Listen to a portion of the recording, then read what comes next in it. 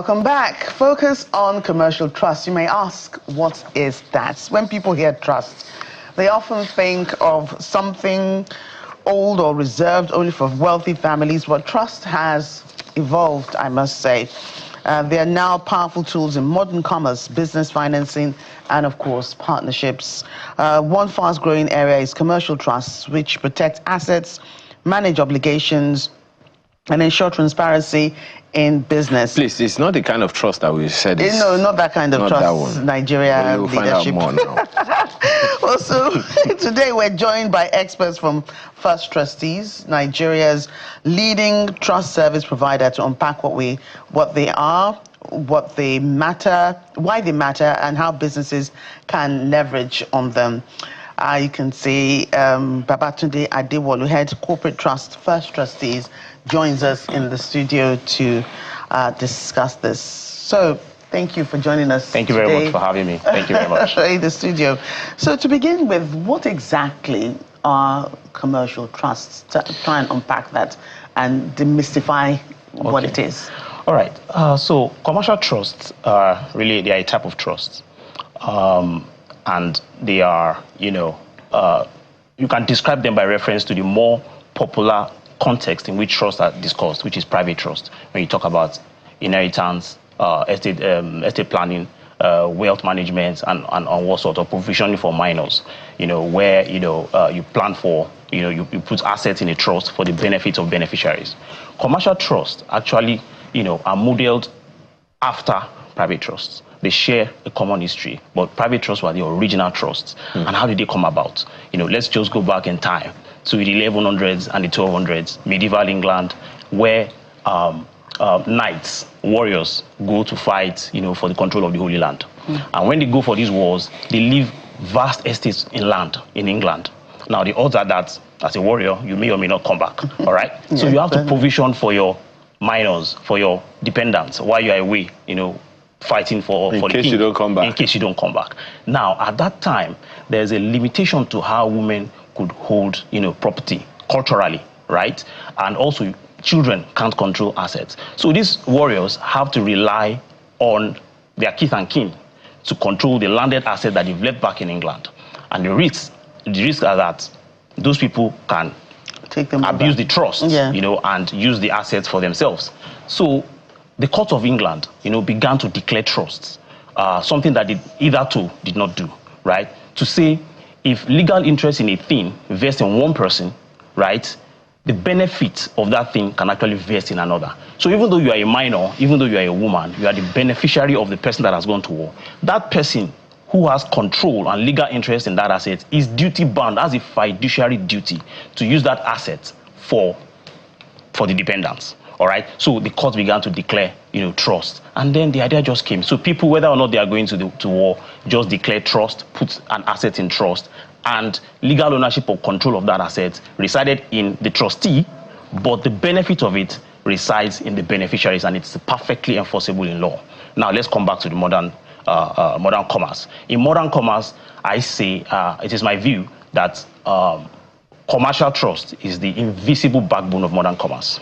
If you take transactions such as, and sometimes we invest in these things, we don't even know that they run on the template of commercial trust.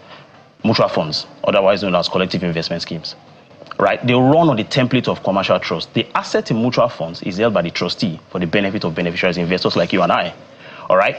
REITs, real estate investment trust, they run on the template of commercial trust, which is that the asset is in the trustee, but for the benefit of the beneficiaries, and the trustee has fiduciary duty to ensure transparency, accountability, to make sure that the beneficiaries of the assets, get what they deserve.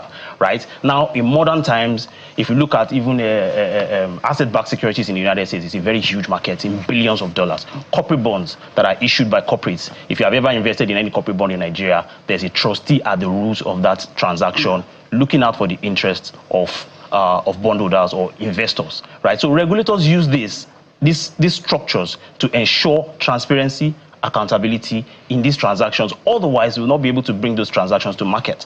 So we actually use commercial trust to make investment opportunities meet investors. So in a nutshell, we can unpack it as we go along, but in a nutshell, that's commercial trust for you.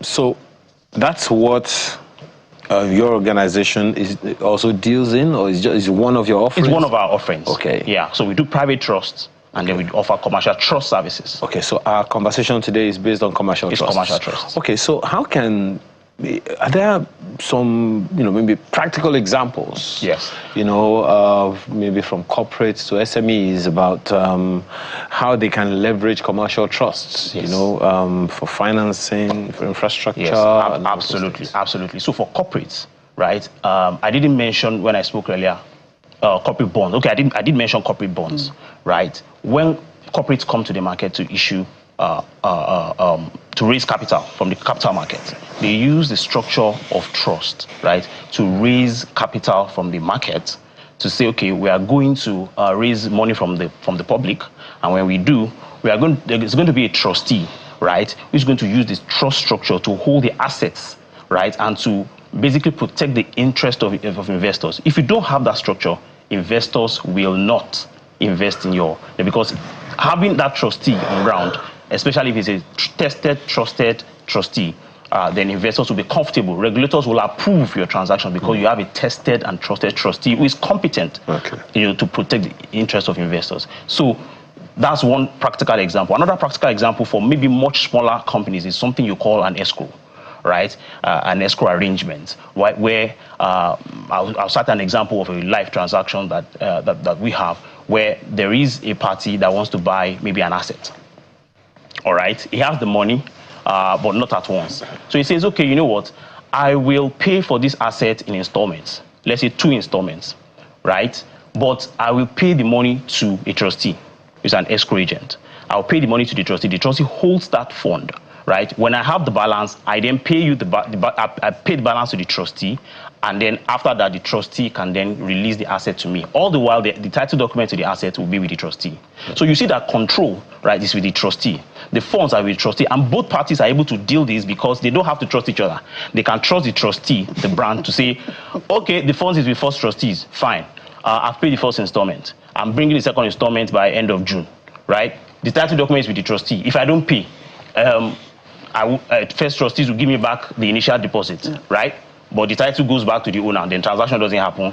I'm not obliged to you, I'm not obliged to me, transaction ends. But if I'm able to pay the balance, there's nothing the other side can do. I will get the title documents because they are with a trustee. So you see how control the trustee is being able to make a transaction that would otherwise have been difficult to consummate, to be consummated. So those are like practical examples. Employee share schemes is another one. We've had maybe hospitals or hotels come to us and say, our people are leaving, our doctors are leaving, right? We want to encourage them to stay, but we can't match some salaries. But we are growing, we'll get there. I say, okay, you know what? Set up an employee share scheme. An employee share scheme is where employees are given a chunk of the ownership of the shares of the company to make them feel, and to actually have a stake in the company, right? And as the company is doing well, they're also doing well because their shares are appreciating, they get dividends just like, right? But to make it transparent, if you run it on the trust structure, those shares as a block are left with a trustee. So you know that so far you are in the employ of that company. The company can just say, he didn't grace me with the car park yesterday, so he's not going to get his dividend this year. The trustee will ensure, because the dividend goes straight to the trustee, and then the trustee then gives it to whoever, right? And if there are rules around how to then get your own shares, ultimately maybe when you are leaving, there are scheme rules, right, that define, okay, if I'm leaving, can I take my shares and you say, okay, yeah, you can, but maybe you should have spent 10, 20 years before you can go, and all of that. You are sure, because it is run based on a trust structure, you can be sure that you will get those shares. But if it is run maybe internally, right, you can say, no, we don't, he's not getting it. Go to court if you want to go to court. Right, yeah. So those are practical examples of how commercial trust, can be used, to bring transparency, accountability, into transactions. There's a level of confidence that comes with what you do, which I've seen, and that's why you're here. So first trustees, where do they come in all of this to ensure, in handling corporate and commercial trust mandates? Tell us exactly what you do and why, everyone should trust you to do their business. I think I would express that in 3 words. I think one is talent. Another is brand, right? And of course, professionalism. I would say those three key things are very important. Now, like I mentioned, if the examples that I've given on this kind of transactions, if I brought in my younger brother to come and act on that thing, all right, the other side will be like, I'm not sure, I don't even know him. Are we sure we are able to deal this? Or I bring a brand that is not well known, right, and that they can't trust. The transaction will still not happen because you need that central party that everyone can trust, right, to say, okay, because this party is involved, I am confident that this thing will happen and they will act according to what they say they will do and according to the transaction documents. So that brand, First Trustees is one of the first trustees in Nigeria, right, in terms of when we came to be, right, it's one of the oldest, right. Number two, in terms of accomplishment within the market, we are one of the best, right. So, for example, I was talking about mutual funds the other time. In mutual funds, we are the biggest in that space. In corporate bonds, we are one of the biggest, right. So you know that the trustee that you are bringing on board has the track record and experience. So you are not just talking to some, shadowy figure. You are talking to a tested and trusted brand. And of course, talent. In terms of talent, we are able to attract talents who are able to deal these transactions and, make them, go easy for all the parties involved and, for the transaction to have that kind of robust structure and, efficiency that is needed to pull the transaction through. So I would say professionalism, brand strength, right, and talent. That's what drives it. Give us an idea of the entry level. Okay. For someone watching you right now and is curious about maybe exploring the what Joke calls the confidence that you are exhuming. Yes. What's the entry level? How does the person start? What does anyone need to start? Is it only corporates that can do commercial trusts, or is it something that individuals can do? If it's just corporates, is it only SMEs or blue chips? Okay, so I think the blue chips they are far ahead in the game, right? The blue chips have been using commercial trusts. All the transactions I mentioned, if you are going to issue a corporate bond now in billions, right, those are the blue chips, all right? That's why I actually mentioned examples of, smaller companies that are maybe you're just trying to develop a 4-bedroom flat in Magodo. You are just coming up, all right? Transaction size is maybe less than maybe 100 million, 150 million. You're just trying to do something small, but you have trust issues, right? And you feel, okay, I can actually leverage trust structure to be sure that I won't go wrong in this transaction. So every cadre of corporates, right, has the kind of thing they can sign up to. So for corporate bond, for example, you know that there are certain disclosures that are needed because it's issued to the public, right? The SEC, the Securities and Exchange Commission, is involved. So some types of corporates may not be able to access that level, all right, until they've gotten to that stage. But for smaller things like, escrow arrangements or employee share schemes where you're just growing, I mean, these employee share schemes, startups use it, right? To say, okay, you know what, it's early days, right? It's early days, but look, we are going to grow big, and having a stake in the company right now is what guarantees that when we grow, you will make it as the company is making it. All right. So to answer your question directly, it is not a one-size-fits-all. You have to look at the level that you are to know what you can access. Interesting. Just a quick one. So you're saying that sole business, sole owner, sole proprietorship. Yeah. Because now with the CAMA 2020, one person can own a limited liability company. Yeah. And he doesn't want to share, he doesn't want to have co-directors, but he can have this commercial trust system to engage other people. Yes, I mean, even if you're a sole proprietor, it depends on what you're trying to do. Okay. Right? You can be a sole proprietorship and let's say you are borrowing money, all right? Or let's say you are trying to acquire an asset. Remember, trust is controlling of assets. That's what trust is about. If there's no asset, there's no trust, right? So trust is you can use a trust to control assets. So being a sole proprietorship doesn't mean that you cannot have assets. You can have assets. No. What I mean, when you say you can have a commercial trust so that people can have a sense of ownership in a business that they do not own. Okay. That's what I'm talking. Okay, no. For sole proprietorship, maybe not. Okay. Because it's a one-man business. Okay. Right? You are not at that level. But you have employees. Yes. If you have employees, so the question is, so are you giving them a stake in your business? Okay. If you are giving them a stake in your business, you might have to reconsider the corporate structure of sole proprietorship and say, okay, maybe we need to move to limited liability status for us to be able to give out stakes, right? So, but all these things are things that you sit down, we look at your objective in the medium to long term and advise, so it is what you need to do. And, you know, First Trustees is part of a group, right? The First Holdco group, and we have, you know, multiple layers of, you know, we have securities, we have asset management, so they are all there, and we can also always, you know, push you in the right direction for appropriate advisors per time that can advise you on what to do. Wow, and where can people go to check this stuff out? I think you have a website somewhere and email. Yeah. So we have our website, legacyseries.firsttrustees.com.